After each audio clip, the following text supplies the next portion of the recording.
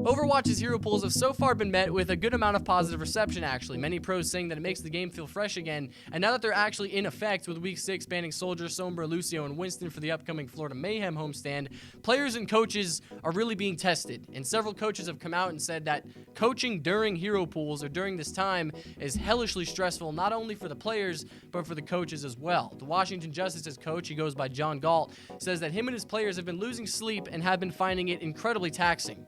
5 months. 5 months to polish goats, right? 5 months to make sure that you know how to play goats for like fucking the maps. You have 5 months to teach your Brig, your Diva. You have a lot of time.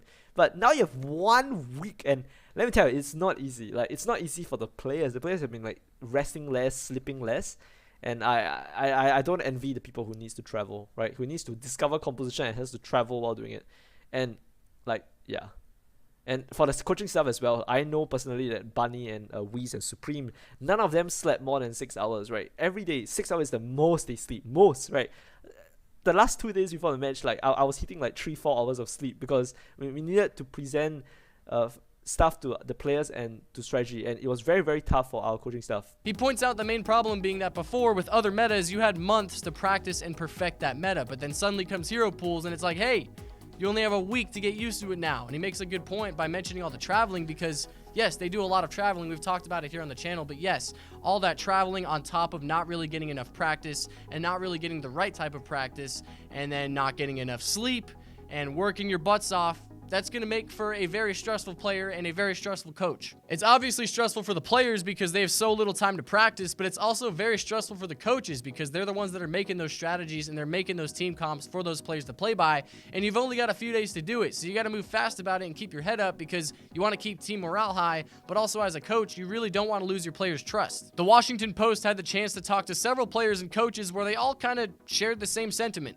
The Florida Mayhem's coach, Cookie, said he understands what Blizzard was going for and he understands the fans' perspective, but to talk about his perspective, it's hellish. The Houston Outlaws player Blase said that a lot of Overwatch League players use ranked for practice, but since the OWL and ranked have different hero pools, they can't really use ranked for practice anymore. And even Muffin, the Boston Uprising player, says that 1 week is too small of a time frame for teams to practice, and he dislikes it a lot. But of course, there are those who do like hero pools. The Washington Justice's Corey saying that it's a breath of fresh air for the Overwatch League, and Florida's manager saying that it makes the game more unpredictable and therefore more entertaining. But I think that one thing that we can all agree about is that the Overwatch League and regular Overwatch should just have the same hero pools. I don't really see why they wouldn't be, so maybe that's a change that we could expect to see in the future. And then there's also the thought of player burnout, which is another thing that we've talked about here on the channel before, because now it seems even more likely. You've got players not getting enough sleep, players not getting enough practice, and then also just not being able to practice in the way that they want to, i.e. ranked,